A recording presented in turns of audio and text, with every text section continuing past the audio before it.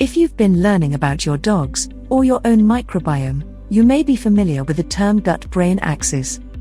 So in this video, we'll take a look at how your dog's gut microbiome affects behavior. Gut bacteria make chemicals that communicate with the brain through the nerves and hormones.